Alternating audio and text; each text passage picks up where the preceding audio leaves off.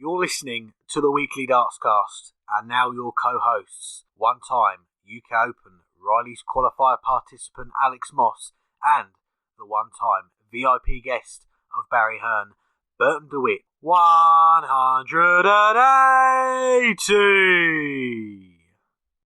Hello, and welcome to a new episode of the weekly Dartscast, sponsored by Dartwolf. I'm Alex Moss, and joining me it is Darts statistician Burton DeWitt. How are you doing? I'm doing just super. Another great tournament won by one of the two players that I said was the most underrated in the world. So I'm doing well. How are you, Alex? All good here, thank you. Lots to get to on the show. Lots of things coming up in the world of darts. We're on the road to Lakeside now. You're going to hear from one of the players in the field, Neil Duff. We've also got the PDC Women's Series back this weekend. You're going to hear from Iran's Mozhgan Rahmani coming up. So lots to get to. But first, let's get a word on the new PDC world number one. It doesn't happen very often. We get a new world number one in the PDC, but we do in the shape of Peter Wright, the reigning world champion. Now he's the world number one. Give us some words on that achievement for Peter.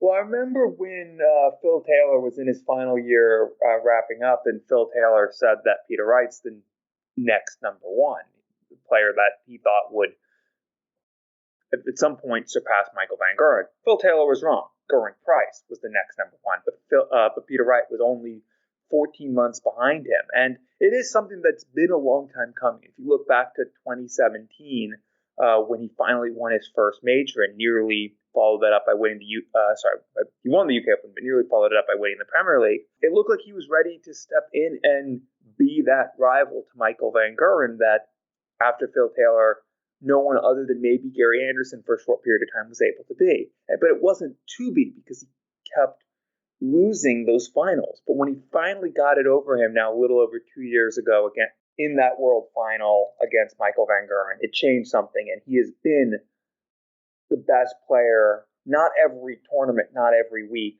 but more often than anyone else over the past now 26 months. And if you're the best player more often than anyone else, at some point you become the number one.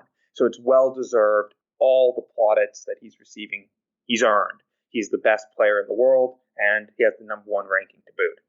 What an achievement it is, and Peter turns 52 on Thursday this week, and he will have in his possession the two biggest accolades in world darts, the world number one ranking and that world championship title. The gap between him and Gerwyn Price is, of course, still quite small, so we could see that world number one ranking change quite a bit over the next few months because there's not going to be much in terms of players defending money. So that's something to keep an eye on. But he has got to that world number one spot, I think the 11th player to do it in the PDC, the first from Scotland. So that's something that he's ticked off and he adds to his CV. And maybe for some people that makes the difference on whether he gets into the top 10 of all time. But that's for another day.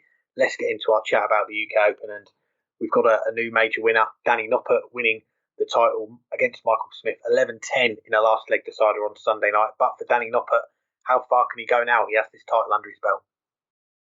I think he can go much higher than number 12 because he is just a very consistently good player. We didn't see that in the final, but we saw what champions can do, and that is scrape through and win even when you're tired after a long weekend and not able to perform to your best. But up until then, we saw Danny Noppert be Danny Noppert, and that's consistently play to that mid-high 90s range and not make many mistakes. And he's a consistent player. That's the key thing. He doesn't have bursts like Michael Smith does of 9 legs averaging 109 like he did in the semifinal against Keane Barry. What Danny Noppert does is he can play, the final aside, 20 legs at a mid to high 90s range with every leg being about the same. He doesn't give legs away, and you're going to have to throw a 12 darter against the throw to break him, and you're going to have to hold in 15 because most of the time he's going to get the leg wrapped up in 15 darts. And that wins titles. And now that he's been able to taste major success, well, he did in the BDO and one of the lesser BDO majors, and he also made a world final. But now he's been able to taste major success in the PDC. And to do it the way he did by scraping through when he wasn't at his best is going to give him confidence that at his best, he can be unbeatable for an entire weekend like he was in Minehead. I don't think he'll ever be number one. I don't think he has an A game that will make him, the player to beat in world darts. But he has a consistency, a Wade-like consistency that can make him a force in any given tournament. If he goes on and wins 3-4 more majors, it really wouldn't surprise me because of that consistency in his game. So I think he's a future top 10 player. And by future, I could mean just in the next couple months. But at some point, I think he is a top 10 player. I think he's a player that even if the Premier League stays at 8 players next year, he has a fighting chance to get in because I think he is still on the up. He is going to be at or near the top of the game for some time because of that consistency and because of the confidence that will come from winning this title. How high? That's something that I don't know. But I think a top 8 player sometime this year or sometime next year is easily within the realm of possibility, if not probability. I think only Danny Noppert could win a major title in the PDC and probably still be just as underrated because, as you said at the top of the show, he's one of the players that we've spoken about for a few years now, one of the first players that we spoke about on this show. We started the show after the 2017 Lakeside when Danny Noppert lost in the final to Glendarren, and we were talking about both of those players at the start of the show. And soon after, he came over to the PDC along with Glendarren a couple of years later after winning that Finder Darts Masters.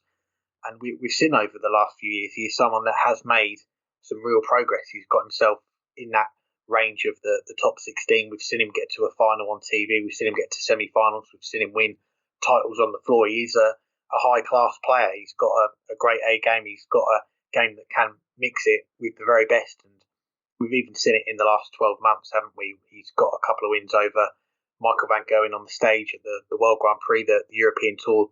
He does know how to beat these top players, and it kind of felt for me watching it at the weekend, it's a little bit like Johnny Clayton, and you said it after he won one of his first big titles, that one thing that was missing from Johnny's game was that belief, and maybe that is something that was missing in Danny Noppert's game. And he said after he won the title that winning one of these big titles would give him an extra 25% in his game, and well, if he gets an extra 25%, that is going to put him right up there as a top 10, top 8 player. And looking at the rankings, as you say, that is something that could be achieved this year.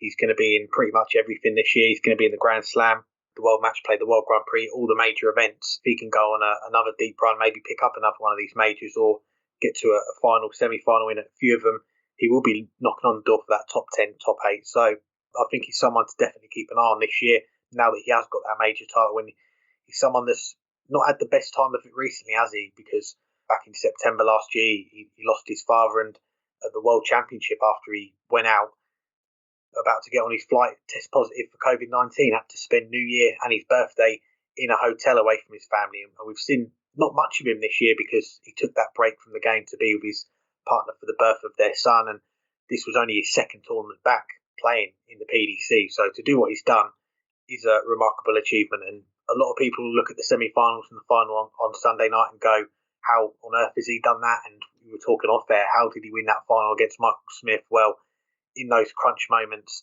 he was able to produce what he needed to do. And in that last leg decider, his second visit, he was pretty much 140 points behind, froze in 180.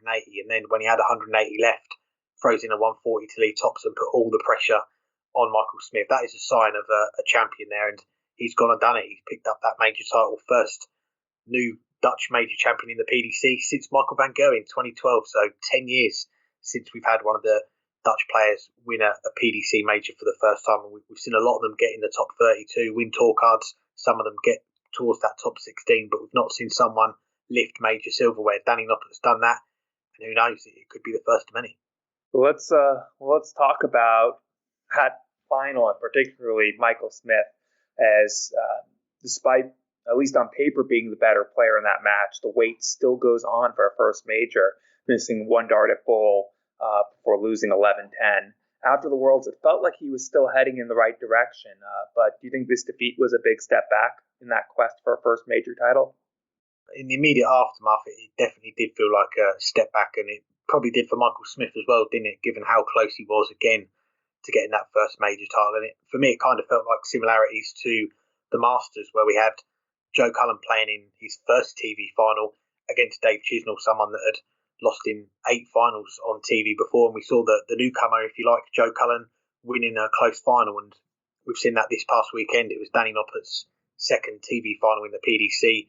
Michael Smith had lost in 6 of the major finals before, looking to get that first one, and Danny Noppert beats him to it, wins it in a last leg decider. But it does feel for me like a step back for Michael Smith, and it's often said that when we get these sessions where you've got the 2 semi-finals and the final on that one evening, it's a disadvantage for the player playing the second semi-final, and it felt like that as well, because Danny Noppert come through that long semi-final with Willie O'Connor going 20 legs, 11-9 win, sub-90 average, and you'd seen earlier in the night Michael Smith average over the 100. He was 6-2 down, won 9 legs in a row with a 109 average in that run of 9 legs. He was a big favourite going into that final, but maybe that long break between that semi-final, waiting for that second semi-final, and then coming into the final, maybe that was the thing that lost it for Michael Smith, because he didn't really get a good run going. I know he went into a 3-0 lead, but after that, it was really nip and tuck all the way through, and he couldn't quite shake Danny Noppert off, and he couldn't quite have one of those runs like he did against Keane Barry, like he did against Going Price when he was running off 5 or 6 legs and taking the game away from his opponent. And he did have some chances. He had, I think it was 3 darts to go 5-2 up, 3 darts to go 7-5 up, and didn't take those chances. And in the end, he had that dart of the ball on the 1-2-4 to win it 11-9. And in the last leg decider, just came up dry. He had 15 darts, got down to 114 in the end, didn't threaten the 1-4-6 checkout. And Danny Noppert, every credit to him, breaking in 13 darts, the 140, as I mentioned, to leave tops, hitting the tops first dart, deserved to win that final. But it does feel like a step back for Michael Smith. But in the same sense, away from darts, I've been reading Andre Agassi, the tennis player, his book at the moment, and he lost his first 3 Grand Slam finals. And much like Michael Smith, he was touted from an early age to be a major winner. And he goes on to, I haven't read all the way through, but I know he goes on to win, I think, 8 Grand Slam titles. So he was one that eventually did get over the line. And I think Michael Smith has got to keep the faith that it is going to happen. There's going to be a little bit of a break now before he gets another attempt at it. I think the Premier League or the World Match Play, the next few coming up. But there's no hiding place for him. He's going to be playing in the Premier League this Thursday. He's got to find a way of putting that defeat to one side, taking the positives from the weekend, because again, there were positives. He got the 9 darter, and he got to another major final. He beat the world number 1. So there's lots to take away from it. But he got down to the final leg, got down to the final game, and unfortunately for him, wasn't able to get over the line. Yeah, it must be a just complete heartbreaking match, because he was the best player this tournament, and he was the better player for most of the final. But Danny Noppert hit the right shots at the right time, and I think where Smith lost the match, and it's weird saying it because it was so early in the match, and he still had the lead thereafter, and he still had a match dart long thereafter. But it was in that 5th leg, the very last leg before the first television break. He's going to try to go up 4-1, and he puts together 2 visits where he can't find a treble. He has a bounce out in there, but scored 79 points in 2 visits, and it let Noppert back into the leg. And Noppert, great 140 to leave 60. Smith wasn't able to take out the 128, and then Noppert hit the dart of the tournament, really, that last dart in hand at double 10, where he somehow was able to go around to the right when it seemed like it would have made more sense to go to the left, but he found an angle and somehow forced that dart in there to get the break, to get back on throw heading into the first session. And if Smith had won that leg, I think this match would have turned out differently, because Smith came into the final with confidence and was going really well. But I think he went into the break having lost 2 legs in a row, and doubt started to creep in his mind. And Noppert came out and was just steady the rest of the way. He was never brilliant, never as brilliant at least as that last dart at double to get that break in the 5th leg. But he was just steady and hit at the right times. Smith missed some doubles, and especially you mentioned those 5 he missed to go 7-5 up, and none of those seemed well thrown. I think that's when it really started to go in Smith's head that he had a chance to put it away. But it was that 5th leg where I think he lost the match, because if he goes into the session, into the mini session break 4-1 up, I think he wins this match, like he said, 11-3 or something along those lines. It definitely was a step in the right direction up until the final, but losing that final, I think it was a step back, because this is the first time where you can legitimately say he bottled it. Yes, he missed those darts to win the Masters a few years ago, but they were well thrown. And he played well in that match to stay with Peter Wright. In this match, it was his chance to win. It was his tournament to win, and he didn't. He was ready to cross the line at the Worlds, but someone outplayed him. Here, he showed that maybe he wasn't ready. It's definitely a step back, but it's not the end of the line. He's too good not to win a major, and he's playing too well too often to not win a major. It didn't happen on this day, and it will take some time to get over, because this time he'll know that it was up to him to win it and he didn't, as opposed to the Worlds. But he'll get over it, and I think he'll come back. And I'm still tipping him to win those 2 majors, like I said at the start of the year. But yeah, it definitely was a step back, because for the first time, he should have been the champion and wasn't. More UK Open chat coming up in a moment, but let's switch gears to the Lakeside coming up in April, and let's hear from one of the players who will be the 5th seed for the men's event. Here's our chat with Neil Duff. I'm pleased to say I'm joined by the recent Slovak Masters champion, Neil Duff. Thanks for the time, Neil. How are you doing? How you doing, Al? Thanks for having me on. Yeah, I'm doing well. Back at work, so no rest for the wicked. Well, it's good to have you on, and let's go back to the beginning. I was doing some research and read you were quite a late starter to playing darts, 30 years old when you started. What got you into the game? Yeah, I was only kind of, whenever I moved back from the city, I moved in with my parents for 3 months, and my dad threw darts. I just started playing with him just in the house, and then joined his wee team and took it from there. Then the usual step up into counties, and then I realised I wasn't bad at this whole game here. I could maybe take this a bit further, so started playing, pushing on for counties, competition darts, and then made the Northern Ireland team. And I haven't really looked back from then. And what did that mean to you then, to represent your country, Northern Ireland, in something that just really came out of the blue? You moved back in with your parents, started playing darts with your dad, and all of a sudden you're representing Northern Ireland.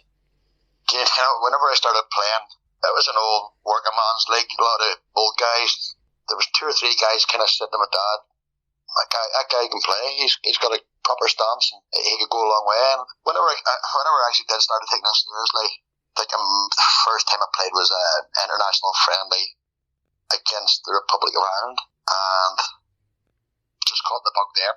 There's no greater accolade in any sport than actually putting on the jersey for your international team and representing your country, and I've been lucky enough since 2015 to be a constant stalwart on the team, captain the team, and yeah, I put that there above any individual competition I've won. Well, 2015 was also a year when your name got to a lot more darts fans. The BDO qualifiers for the Grand Slam, and your narrow defeat to Andy Fordham in the last round. Andy sadly no longer with us, but everyone was of course excited to see Andy back on the stage after a long time. But for you, how hard was that defeat, coming within a leg, I think, of a place in a major like the Grand Slam? Yeah, I think it was 4-2 up or something in that game. But I think I'd never really played anything to that standard before, and the guys that I took out that night, I played phenomenal right up to the final. And I think it was only whenever we started playing and I went to pull my darts and looked around and the whole room was watching. And right at the front was Darrell Fitton, Tony O'Shea, Guy Robson, and yeah, I think nerves got the better of me then. But you know, I lost the gut there. I've kind of used it to my advantage because it'll keep me up for a month or 2. But you learn by it. You learn not to choke, not to try and just keep yourself going and not worry about who's behind you. And it's like the next time you play first time you play on stage, I played at the Lakeside for the Masters and I was a bag of nerves, but each time you do it, it just gets easier and easier. Yeah, you definitely learned from those experiences. And I was going to mention that the World Masters, before the run in 2019 to the quarterfinals, you'd had a few good runs, last 16s, last 32s. How important was that event for you in those early days to test yourself against the best that the BDO had? Yeah, that's all career building. But at that point, I was no one. So I had nothing to lose. It was almost easier. I didn't know majority of the guys that were on the tour other than the big names. So it was easy for me to go in. It's now, whenever you become established and you know the established players on the tour, it's very easy to get embroiled into a game board, but everything's a learning curve. I mean, I'm 50 this year and I'm still learning. Well, let's get on to the 2019 World Masters. I remember chatting to you straight after you opened up the weekend's play at the Circus Tavern with that win over Dave Bialecki. A lot of people, of course, remember the events from 2 days earlier, the redraw. Looking back, what was it like to be involved in something like that? It was brilliant. I have to say, Dave Bialecki handed me that game. I did scrape through it. Think Ferry, I went out and actually showed what I can do the day after against Gary Stone. But yeah, it was kind of a mixed bag that, because I had travelled over, qualified, then had to travel home and then travel back again. It was a rough few days, but yeah, it all worked out in the end. And I think I just became unstuck a wee bit against John O'Shea, but again, definitely enjoyed the experience. And I have to say that the Circus Tavern is probably one of the best venues I've ever played in. Yeah, it's a special venue. You mentioned there you got past Gary Stone to make the quarterfinals. I remember you mentioned you got locked out of your hotel room. But what was it like the next day to be involved in a final day of a major like that at a venue like the Circus Tavern? Yeah, well, I actually had a full night's sleep all night the day before that there, so we actually have decided that I'm actually better playing sleep deprived. So yeah, I was a full night's sleep. And yeah, I was better off when I didn't. But listen, it was all things to get there are always a great experience, and you're always meeting new friends, and just to get to the MTV majors, you're putting your name out there and you're being recognised for what you actually can do, and I loved every second of it. And of course, 2020 was hugely disrupted by the pandemic. We saw last year the WDF tour resume in the BDO's place. Was that always the goal for you when the darts did come back to play the WDF circuit, try and get to Lakeside? Yeah, well, up until lockdown, I hadn't travelled too much. I had a few good runs and we'd started to build up. So we did say, post-lockdown, we would set out and we would do what our plan to do. We were going to see it through and give the WDF that another year, But I'm grateful for the online stuff then during lockdown, because it just kept me competitive for whenever it would kick off again. We saw when the tour did come back, you won the England national singles, the British pentathlon. You qualified for Lakeside as the 5th seed. What did that mean to you to qualify for the World Championship and with such a high seeding like that as well? I never dreamt of it. Our plan between myself and Gareth, my manager, we set out like a 2-year plan. Was the first year build the points, second year protect them, get up in the position. So to go out and win a major straight off the bat just put us in a real great position, and picked up points from then on. And listen, everybody wants to play at the Lakeside.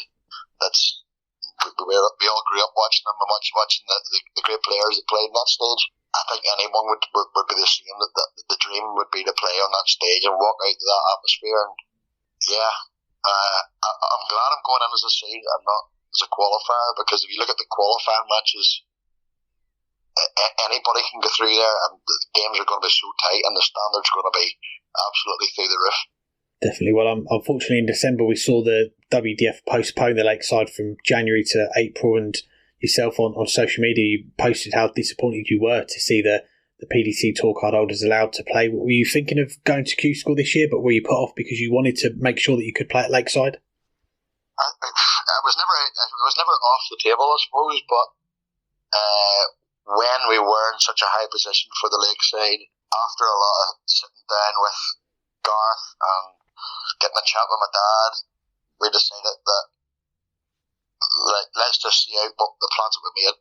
Let's go do the Lakeside, and then you've got a whole year then to sort to work out what you want to do. But I could have went. I'd actually won an online competition, so I had my fees and that paid for me. And I suppose, listen, it can't be helped. It was postponed.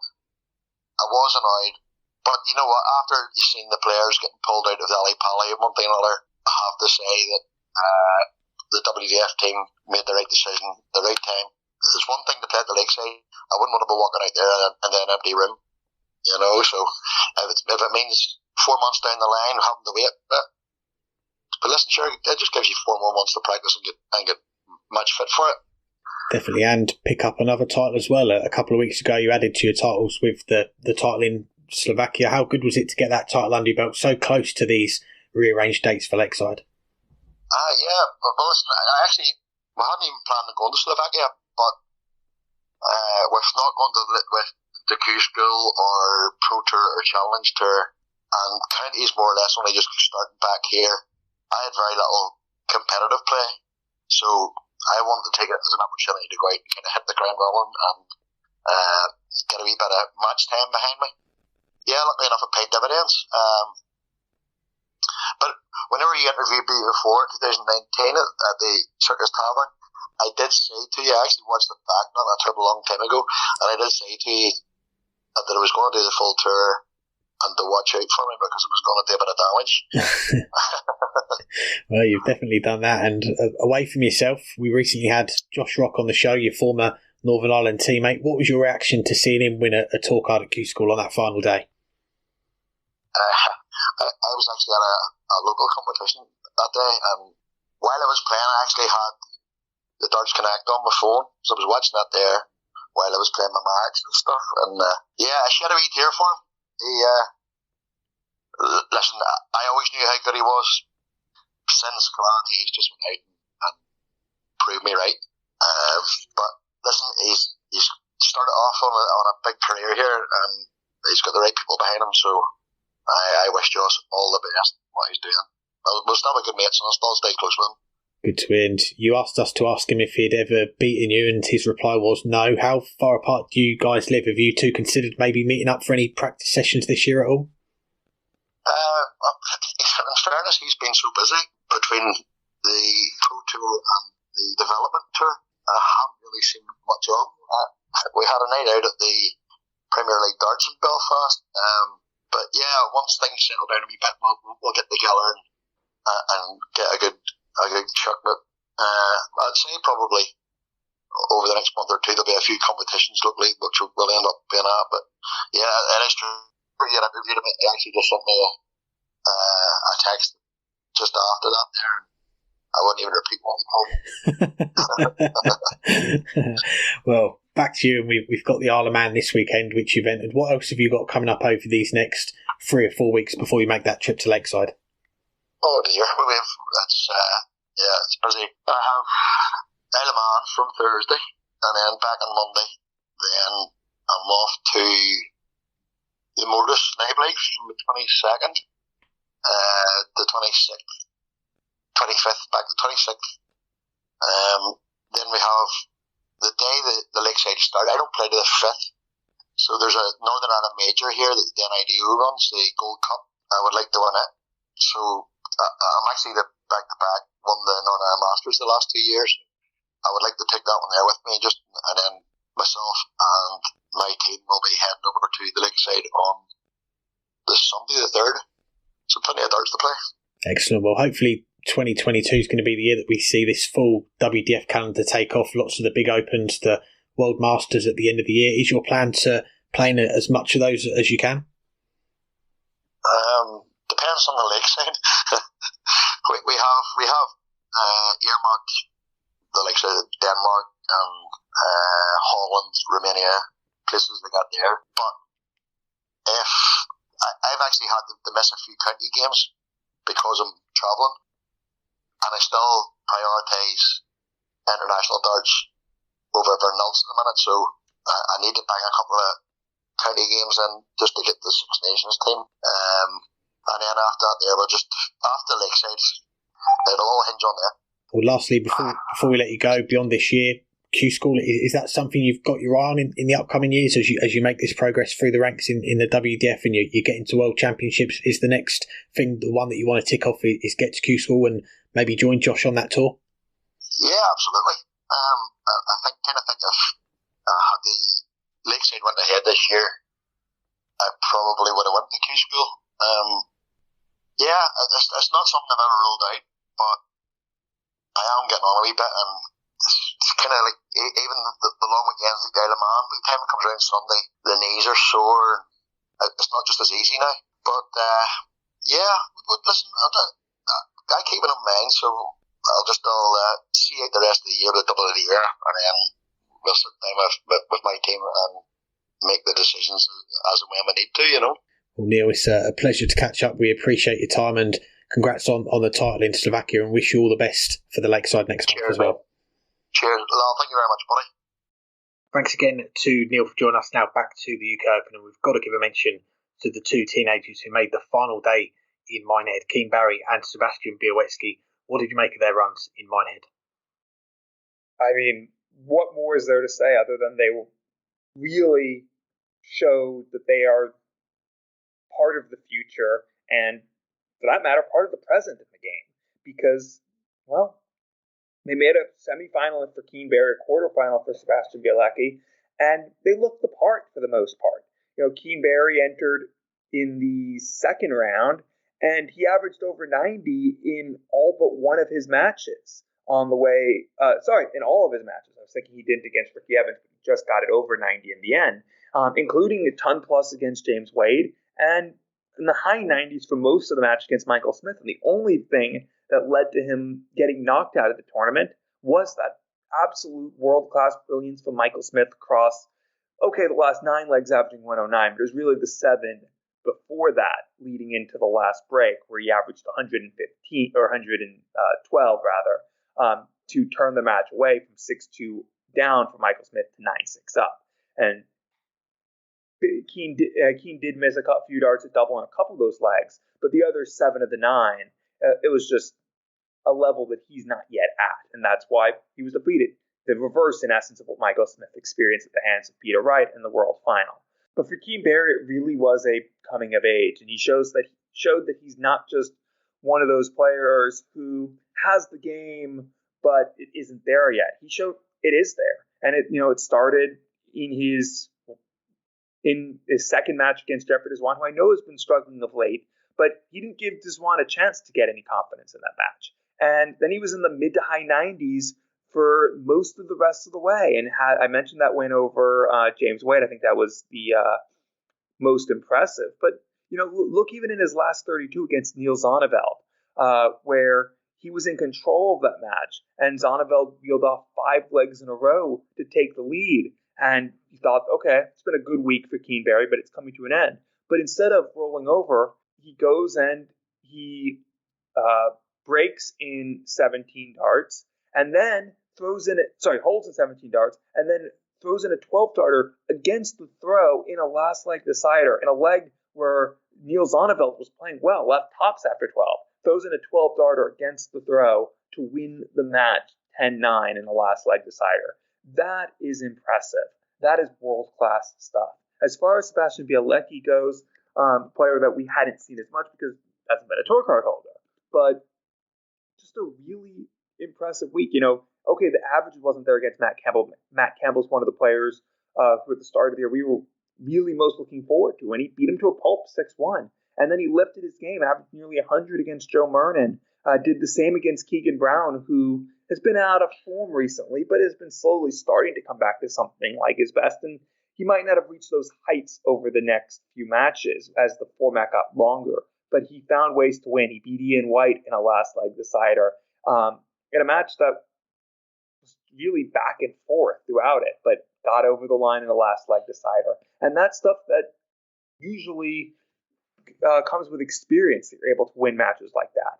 In the end, Willie O'Connor got the best of him in the quarterfinals, but it was a really impressive performance and makes you think that once he does get on tour, he'll be a player that will be a force to be reckoned with for a time to come. I think both of them had very impressive weekends, especially Keane Barry, and the future is right around the corner for both of them. Yeah, definitely. And I'll start in the opposite direction. I'll start with Sebastian, and he's someone that caught everyone's eye 12 months ago in the UK Open, getting that 9-darter in his first game on his debut, getting to the 4th round, losing out to Metsovich on that occasion. Someone that we've not seen too much of as far as the PDC senior tour. As you say, he's not got a tour card. He's not been successful at Q School yet. We've seen him on the development tour. We've seen him on the Challenge Tour. I think he was on the European Challenge Tour last year. We've not seen him on the Challenge Tour this year yet. But for someone that's not played too much in terms of the senior circuit in the PDC, what he was able to do at the weekend, to get to the quarterfinals, starting from the very first round, that took a lot of doing, didn't it? And he's beaten, what was it, in the end, 6 PDC tour card holders. He's shown that he is capable of competing with the players on the tour and beating them as well, and in some cases beating them quite comfortably. You mentioned the one against Matt Campbell, the one against Keegan Brown, and then he came through some tighter games against Joe Mernon and Ian White, and even in the quarterfinal as well. Okay, he lost out in a last leg decider to Willie O'Connor, but he had a match start. He just missed the double 15 for the 150 checkout, which would have won that game and probably wrapped up checkout of the year straight away, wouldn't it? But I'll give a mention to a checkout of the year contender in a moment from Keane Barry. But a great weekend for Sebastian, and he's someone that we will, of course, be keeping an eye on for the rest of the year. We will see him on the development tour. Hopefully we'll see him on the Challenge Tour as well, because for him really now, we want to see him on the Pro Tour, and the only way to get on the Pro Tour this year for him is going to be to push himself up that Challenge Tour order of merit and get in as one of the top up players, or even the European Tour events if he enters some of the qualifiers for that. So hopefully this won't be the last we see of him on the senior circuit this year. We'll see him a few more times, but the signs are good, aren't they, that one day we'll see him on the Pro Tour as a tour card holder, and we'll see these runs a little bit more often for him. But yeah, definitely an impressive weekend for him.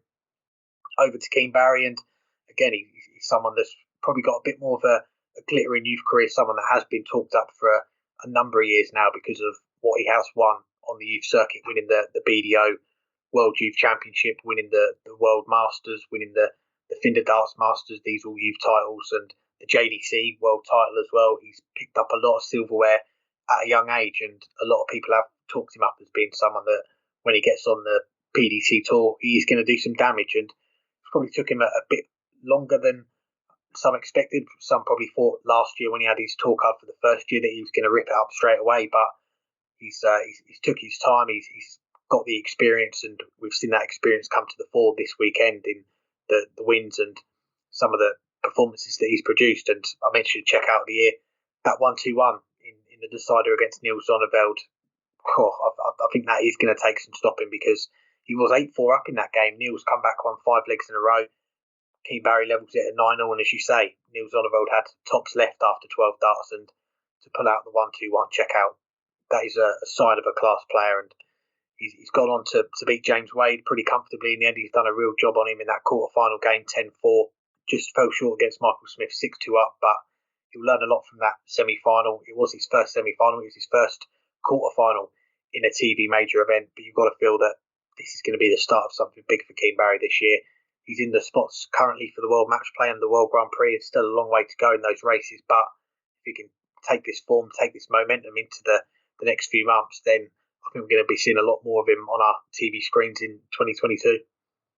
That ends our UK Open talk, but let's start looking ahead. There's obviously a Euro Tour this weekend, but the big news about what's returning is the first of 5 weekends in an expanded women's series as it returns to Barnsley with the first 4 of 20 events. How important do you think season 2022 will be for the ladies' game? I feel like this is an important year for the ladies' game, and really starting off with this weekend with the women's series back this year, with the expansion from 12 events last year to 20 events this year. And also worth noting as well, we did have the 12 events last year, but because we had one of the weekends cancelled, the one in Germany, we had 6 events in one weekend, 6 events in the other, and we had 3 events in one day. And looking on, it looked like that was a bit too much. So it's good to see they've gone back to the 2 events in one day, and they have continued that expansion into the ladies' game. We are going to have the 5 weekends, the 20 events, and it is starting to feel like more of a tour for the ladies to play on. And we'll come back to the women's series in a moment, but there's also the WDF World Championship coming up in April, in a month's time, less than 4 weeks now, and we know they've got the record prize fund for the ladies, £87,500. You've got 25 grand to the winner. Extra players in the field, it's gone up from 16 to 24 players. You've got the girls' final there as well, so some more opportunities for the ladies. And we go back to that incredible run that Fallon Sherrick had at the end of 2019 at Ali Pali, and then off the back of that, Lisa Ashton winning her tour card at Q School. And not long after that, of course, we had the pandemic, and for Fallon at least, a lot of the opportunities that she would have had, they all got cancelled, and some of them we are going to see this year with the World Series, the one in New York and the three in Australia and New Zealand. She's going to finally get those opportunities. But for Lisa Ashton as well, it felt like it come at the wrong time for her getting that tour card, because it was just the blocks of events. There was a lot of events and opportunities that she unfortunately missed out on. But now we are heading towards hopefully the end of this pandemic, and we are seeing more events come back. This does feel like a big year. It kind of feels like this is the year that maybe we would have had 2 years ago, or maybe last year, if there wouldn't have been a pandemic, because there are more opportunities for the ladies now. We've got the Women's World Match Play as well. That's going to be a televised event put on by the PDC for the ladies at the Winter Gardens. Who knows how this Women's Series is going to play out? We've got 20 events.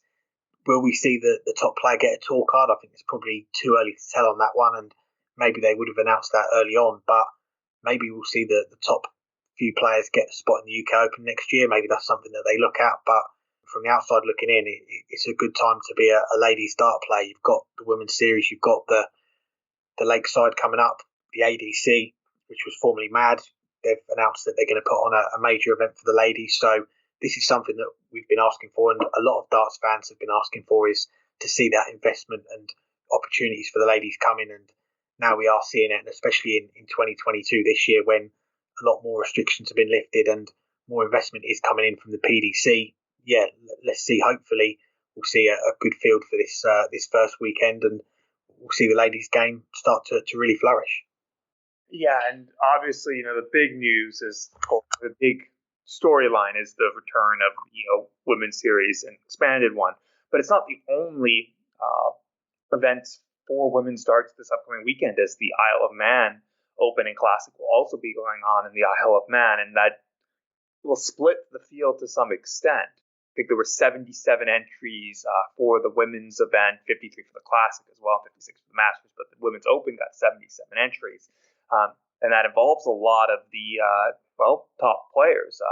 According to a tweet from inside the WDF, some of the seeds will be Dita Hedman, who will be the top seed, who will be there, Bo Greaves, Vicky Prum, Anka Zylstra, players who are at or near the top of the women's game. But that also means that a lot of the top players aren't going, because I don't see, for instance, Lorraine Winstanley or Lisa Ashton on that list. Obviously, Fallon Sherrick as well. So it's a big, not just year for women's darts in the PDC, but outside it, because it's the first time really in 2 years that there will be a full or somewhere near a full calendar of events for them to play outside the PDC. So those 5 weekends where there'll be the events, plus the 6 if you can count the match play, is huge. But just to be able to go back to normalcy and play every week and be able to play at your best as a result of playing more often will be key to building the depth in the game that the first few years of the Women's Series has shown isn't there yet. That's been, the biggest criticism, and that's why the entries have dwindled over on the PTC side, is because, Fallon Sherrick and Lisa Ashton have won almost all the titles. Makura Suzuki Matic won last year. We've seen Dita Hedman the year before also. But as the players play more often, we'll see Lorraine Winstanley get back to her best. Maybe Anna Dobromysova will get back to her best as well, and a few other players might start to emerge from playing more often. It's a big year for that reason, because of players outside those top 3 or 4 in the women's game will get to play and get to improve. And I mentioned Bo Greaves, who looks like she'll be playing in the Isle of Man. We haven't seen much of her. She's still extremely young and developing, but as we get to see more of her and as she's able to push herself again, her rise to the top of women's darts can be accelerated or re-accelerated or at least reignited. And I think that's something to look forward to, whether it's over in the WDF or hopefully at some point as well in the Women's Series going forward, because she has a lot to bring to the game. And I'm sure there's players we haven't even heard of who we can say the same thing about that we'll finally get to hear about now that they have a chance to compete nation and worldwide. Well, you mentioned worldwide. Let's get to our next guest. Here's a chat with Iran's Mozhgan Rahmani, one of the players that will be playing in the PDC Women's Series this weekend. I'm pleased to say I'm joined by Iran's Mozhgan Rahmani. Thank you very much for the time, Mozhgan. How are you doing? I'm doing well, thank you, and I hope you are well. Doing good, thank you. And firstly, we're talking on the week that you make your PDC Women's Series debut. How are you feeling ahead of playing in the Women's Series for the first time? Well, I'm so happy. And finally, I'm able to play in this weekend in PDC Women's Series, and I can explain my feeling by words. And I have not been able to play in this tournament since 2019 because I did not get a visa. But this year, when I finally got UK visa, I have to use this chance, and now I want to step closer to my dreams. And then I have to do my best. Well, let's rewind back to the start for you in darts, living in Iran. How did you first discover darts? So when I was 13 years old, I participated in the fun tournament and hit all my 3 darts in bullseye and became the champion and won a darts board. So then I started practicing at home with no knowledge about darts, and I liked it very much and kept it up. At the time, there was no official federation or association for this sport, but finally I entered this field in 2016 and under the supervision of the head coach of the Iranian national darts team, Mr. Mehdi Shayeste. And I learned a lot and gained many skills from him. And of course, a lot of great people helped me through this road, such as Rasamson, my manager, and Nancy Amboris, the mother of Asia Darts, and Azmi Arif, Malaysia Darts coach, and Nitin Kumar, my darts partner, and they still do it for me. So what was it about darts which interested you to begin with? You know what? Darts. I love darts because I loved when I'm focusing at the time for the target to hit targets, and it makes me happy for the time. And when you first started, what was the dart scene in Iran like, and what is it like now? I know that Iran was one of the worst affected countries, along with here in the UK, for the virus. How are things now? I entered in darts in 2016. At that moment, we had only the one medal, and Sahar Zuhuri in Asia, she got runner-up in the Malaysia, and only that medal we had in Iran. And after that, a bronze medal. And in 2017, I got the first gold medal, and in Malaysia 2017. And at that moment, everything will change for Iran because many girls, many ladies could get the gold medal in other country, and darts going to good and going to improve in Iran. And I'm so happy.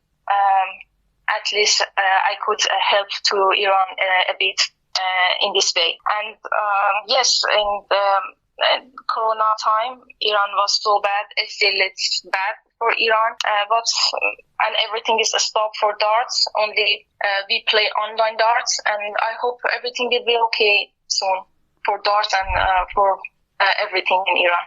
Let's hope so. And you mentioned there one of your first big wins was the Malaysian Open in 2017. You went into it and a lot of people didn't know who you were, but they certainly did afterwards. What are your memories of that win? Before I went to Malaysia for MO17, I told to my coach I will be champion in this tournament. And I promised to him to get title. When I got it, I was so happy because that was the first time I played in the foreign darts tournament. And I can't explain my feeling at that moment by words, really. And in 2019, again, I went to Malaysia, and again I became champion and kept this title for myself. And after that win, you started to practice more, playing more events on a regular week. How much would you practice for each day? In the week. Actually, every day I have practice, every day. And I'm every day going to the club and practice 3 hours, 4 hours, sometimes 6 hours. And really I care about my practice in darts. Definitely. Well, before the pandemic, we also saw you play in the PDC Asian Tour, the first player from Iran to play in a PDC event. What was that experience like playing on the Asian Tour? Yeah, I really wanted to reach in high level in darts, and it only will happen if I play with men and better player. And that moment, I could find it in PDC Asian Tour. I got easily visa for Philippines and Singapore, and I want to play and improve my darts. 2019, you were hoping to play in the PDC's women's qualifier for the World Championship, but visa problems meant that you couldn't go. How much of a setback was that for you to miss out? Actually, in 2019, after Malaysia Open 19, when I became champion again, I back to Iran, and I was so ready for play in any tournaments. I went to Germany embassy to get visa for PDC women's qualifier, but they rejected me, and they kept my passport for a long time. So I lost my chance to play in Turkey Open and Prague Open, and I was so sad at the time, and I gave up everything in darts for 3 or 4 months. But I was so disappointed, and afterward, slowly, I did back to myself and again start practice. And again, fighting from dreams. 2020, you were able to travel to the Netherlands for the Dutch Open, the biggest open tournament in darts. What are your memories of that weekend at the Dutch Open? Dutch Open was my first experience to play darts in Europe. Paul Brown and Ari and Monica, they helped me so much to get Netherlands visa to go to Dutch Open 2020.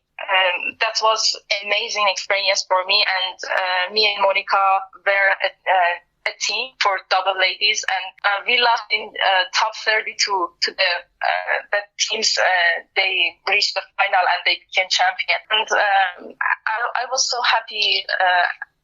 Finally, I play in Europe, and in the biggest tournaments in Europe I played, and I got a very good achievement, I think.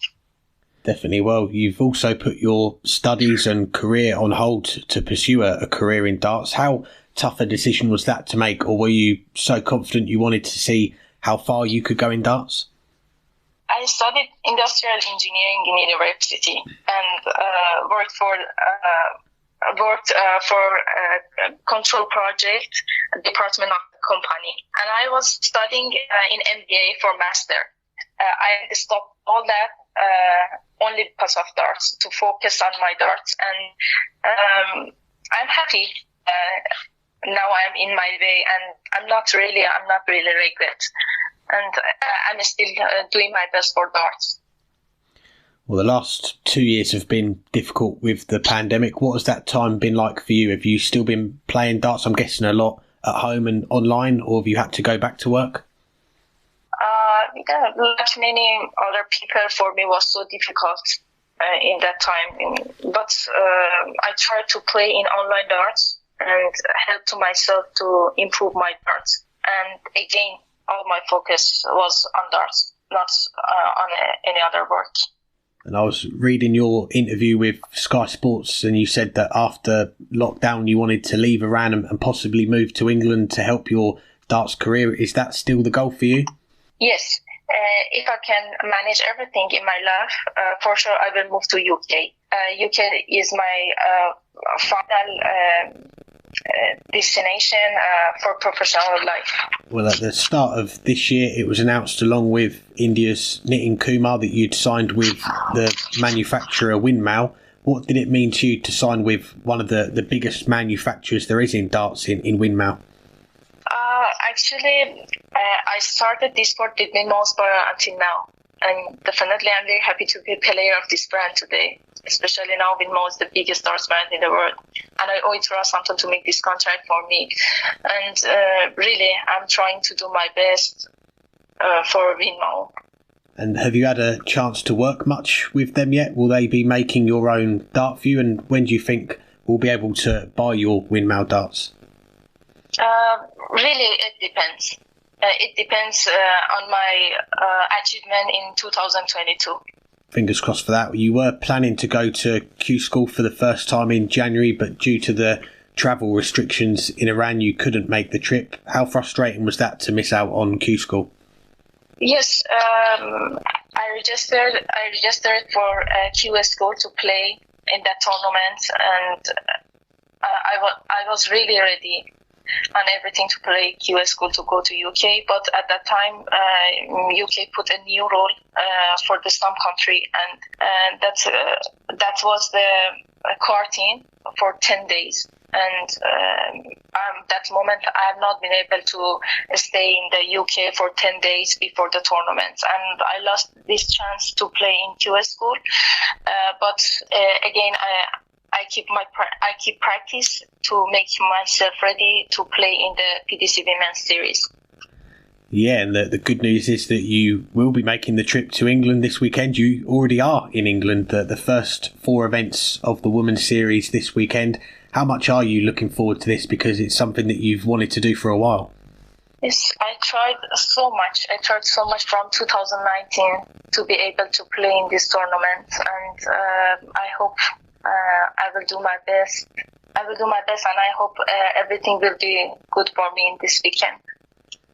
What does it mean to you to be once again flying the flag for Iran this weekend and making more history as the first player from Iran to play in the Women's Series, and the exposure that it's going to bring to darts in Iran?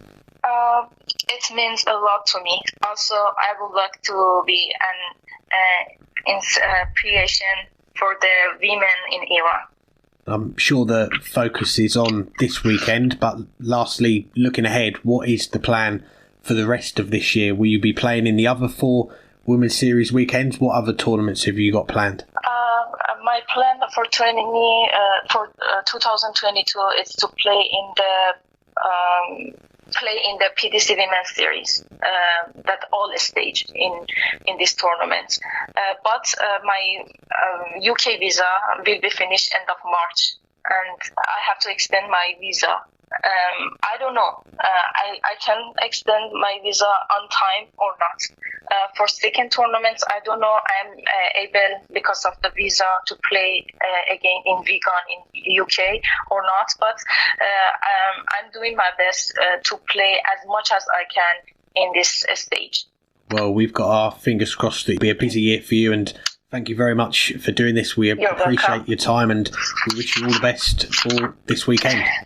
Thank you so much. Well, in the end, I'd love to thank you and your respectful team for this interview. Thanks again to Mozhgan for joining us now to finish up the show. It is Premier League picks time, and before we get into the picks, just a shout out to the 4 listeners who are still in the running for our last man standing competition, the first of 2 that we're going to be putting on during the Premier League season. And a shout out to Ben Green, Joseph Kilduff, James Robinson and Humber, the 4 players left standing going into night 5. Let's get into our picks though. We're going to run through the quarterfinals, which will start the night in Brighton, and the first game of the night, it is Gary Anderson against Michael Smith. How do you see the first game going? Yeah, so these are the 2 players who currently are on bottom of the table, and seems to be a bit harsh on Michael Smith, since he only just made a final of a major, but he hasn't gotten the results in the Premier League, but he finally got one last week. And other than the first match, his performances have been fairly good over the last 3 nights. As far as Gary Anderson goes, probably the best we've seen from him against James Wade on night 4, but it wasn't enough to get over the line. Gary Anderson, well, both of these players need a result to stay within touch of the top 4. And it's weird thinking on the 5th night that it really is almost do or die for both of these players because of that 4-point gap between 4th and 6th that's already developed. But it is in many ways not pretty close to that. And there's nothing to think that Gary Anderson's going to win this match unless Michael Smith is hungover from that agonizing defeat in the final in Minehead. I don't think he'll be hungover from it. I think he'll be hungry, not hungover, and I think that'll just lead to him dominating Gary Anderson. So I'll go 6-1 to the world number 4, but Premier League number 7. Premier League number 8, Michael Smith. As I mentioned earlier, there's no real hiding place for Michael Smith, is there? He is going to be back on the horse, if you like, this week playing in the Premier League and then playing in the European Tour at the weekend. So this is the first opportunity for him to put that defeat in the final of the UK Open to one side and maybe go all the way in this Premier League. And we can't really call it a title, but you can say that you've beaten three of the eight best players in the world on one night in front of the big crowd. That will definitely do his confidence the world of good. So like you, I'm going to go with Michael Smith as well. You've gone 6-1. I'll go a little bit closer because Gary Anderson has been playing fairly well and a little bit unfortunate with the UK Open FA Cup draw at the weekend, drawing Michael van Gerwen in his first game and going out. We were going to see one of the big names go out early on. And he was the unfortunate one to do so. So I've got it going close. I'm going to go 6-4 to Michael Smith. The second match of the night, it is the newly crowned world number one, Peter Wright, going against the reigning champion in this event, Johnny Clayton. How do you see this one? Yeah, that is going to be a special night for Peter Wright, being introduced as the new world number one for the first time. He's going into this, though, even though, as we spoke about off air, he's one of three players to lose with 100 average at the weekend at the UK Open. And I said it on Twitter, Willie O'Connor, probably the best 94 average you're going to see on TV was that game against Peter Wright and how he got through that one. But that was where it ended for Peter Wright at the weekend. He did speak in his interviews during the weekend saying that his gallstones have come back, so he's not in the best of health at the moment.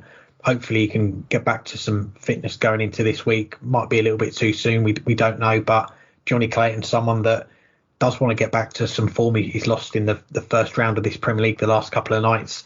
I think he gets back to winning ways. I think this is going to be a win for Johnny Clayton. I'm going to go 6-3 to the Ferret. Yeah, I think I'm in agreement with you on that. I mean, health questions aside for Peter Wright, there might just be some level of emotional letdown now that he's finally reached number one. I don't think it'll last long. I think he's going to show why he's the world number one at some point very soon, and it could just be at the Euro Tour on the weekend. But I think some of that emotion about being introduced as the world number one and that adrenaline that will come with it won't carry over to the match the way that he might expect or want it to. And for Johnny Clayton, I think he's going to come in with something to prove, because even though he's not number one, even though he's in the rankings not even close to number one, for much of last year, he was the best player in the world. And he hasn't been so far this year, but he hasn't been too far off where he was last year. And there have been signs, particularly on the second night when he won the title of the Premier League, that he's on his way back to showing why, well, maybe it's not a top four in the world because Michael Smith is there as well, but a big five, and he's part of it, part and parcel of it, I should say, because he's not just making up the numbers. He is integral to the big four that was there last year, and I think he's going to show why on night 5 in the Premier League. I'm going to go Johnny Clayton. You said 6-3. I'll go one leg closer, 6-4. I think Peter Wright will throw some good stuff at some point in the match, but Johnny Clayton will be just a little too much. Third game of the night in Brighton, it is the world number 5, Michael van Gerwen, against the world number 3, James Wade. How do you see this one going? Yeah, James Wade, just the world number 3, is hanging on by a little over 1,000 pounds over Michael Smith for that number 3, but Michael van Gerwen down to number 5. In some ways, that seems like it's a little bit higher than his results merit, but at the same time, it's also a little bit lower than his performances merit. The one thing missing is that Michael van Gerwen hasn't been able to get over the line, but he did last week in the Premier League. And even though he didn't in the UK Open, he's at least shown that he can string 3 consecutive matches together and lift the title on one of these nights. There's still that question of, can he cross the line when it matters most? And the answer in my head was no. And the answer on the Euro Tour the weekend before, 2 weekends before, was no. And that's been the nagging problem. But in a one-off match, the answer is yes, and I'm not going to pick against him. I made that mistake on night 1 against Gary Anderson. Oh, no, actually, I picked him that one, but I then picked against him a couple of times and was wrong. I'm not going to make that mistake again. James Wade, it is an important match because he's right now in 5th, but only on goal differential out of the top 4. But Michael van Gerwen trying to solidify that spot. I think he'll do so. I'll go for the world number 5. That still sounds so weird to say, but I'll go for the world number 5 to get the upset over the world number 3 in a last leg decider, 6-5. Oh, yeah, we're going similar so far on this night on Thursday. So that's your accumulator sorted for the first 3 games, go the opposite to what us 3 are going. But yeah, like you, I'm going with Michael van Gerwen. He was the one that knocked James Wade out of the top 4 last week, going all the way, lifting the imaginary title in Exeter. But look at the way he did it, though, beating Johnny Clayton, beating Michael Smith, beating Peter Wright, dropping just 3 legs in those 3 games. So that's 18-3 on the aggregate there. Pretty good night's work for him. Unfortunately for him, it didn't quite work out at the UK Open. Lost to an impressive performance, it's got to be said, from Damon Hett. We haven't mentioned that on the show, but it deserves a mention. But again, he's living up to the handicapper's nightmare. Wins a Premier League night, doesn't go as far as he maybe would have liked or expected to at the UK Open. But can he come back this week? Yeah, I do. I think he's going to get the win in this first game at least. I'm going to go with 6-3 to MBG. And then last of the 5 quarterfinals, we see Joe Cullen, the Masters champion, but now 4 points adrift, down in 6th, going against the former world number 1, Gerwyn Price. How do you see this one? I think this is going to go to the former world number 1, Gerwyn Price. I think he's going to want to come in and put in a show this week after losing that world number 1 spot. And fair play to him for the last few weeks, because we talked about it on the show last week. He needed to win the title in the end in Risa to keep that number 1 spot, and that's exactly what he did with a impressive performance against Peter Wright in the final. And it looked like he was heading towards holding on to that number 1 spot at the weekend. He needed to get to the final after Peter Wright went out on the Saturday night. Just lost out to Michael Smith in the end, but he did put up a real good fight for that number 1 spot. Now he's going to be trying to get it back, but the first stop for him is Brighton for this Premier League, and I think he will get the better of Joe Cullen on this occasion. I think it might be the best of the 4 quarterfinals. I'm going to go 6-4 to Gerwyn Price. I'll go the other way, just so that we haven't picked the same thing every match. And I mean, there's not such thing as an easy match to pick in the Premier League. Maybe last year with Glenn Durrant struggles aside, there's never such a thing. But I think this one's really difficult because, well, at least in the Premier League so far, we haven't known which Gerwyn Price we're going to receive on any given night. Obviously, we saw him play up to and, well, even surpassing what we'd ever seen from him on night 3 when he threw the 2-9 darters, won the title, and he looked like what Michael van Gerwen looked like at Michael van Gerwen's best. And we've seen moments in the last of that from Gerwyn Price. But we've also seen some real mediocrity on night 1 against James Wade, as well as against Peter Wright on night 4, where he just didn't seem anything like himself. For Joe Cullen, he hasn't played up to what he did at the Masters and what he's done on the Euro Tour and on the Players Championships over the last couple of years. But he's been consistent. And I think we're going to finally see Joe Cullen lift his game and throw a ton-plus average and just play at the level that he needs to if he's going to get himself back in to this Premier League season and pull himself towards the top 4. No better way to do that than going against the player who he's chasing for that top 4 spot. So I'll go Joe Cullen. I'll go 6-4 as well, but obviously the other way around, as I think Joe Cullen starts to close the gap and get himself back into the race. Anything else for this week? Just to say, I wanted to start off by saying big thank you to Matthew Keane and the Darting Nerd for his company at the weekend in Minehead. If you haven't, go and have a listen to our last episode. That was our on the road episode. Myself and Matthew, we had a chat with a few of the players, a few of the fans there in Minehead. We also had a catch up with Dan Dawson and Matt Porter as well, the PDC chief exec. So go and have a listen to that once you've finished the end of this show, which will be in a moment's time. Also, our game of darts that me and Matthew had, unfortunately, didn't end very well for me, but you will be able to watch it on his YouTube channel. He's going to put that together for us, and I think me and him are going to do some commentary on the game, looking back on it. So that'll be fun to watch and see how badly I played in that occasion. But no, it was good fun to finally get that in-person game of darts with him. Big thanks to our guests for joining us. Big thank you to our listeners for listening in, and the listeners that we met in Minehead at the weekend. Thanks very much for your support. And if it's the Premier League, the Euro Tour, the Women's Series, lots of darts coming up for the rest of this week. Make sure that you enjoy it. And of course, a shout out to our sponsor as well, Dartwolf. If you want some more Dynamite Darts content, follow Dartwolf on Twitter at Dartwolf180. Go to dartwolf.tv.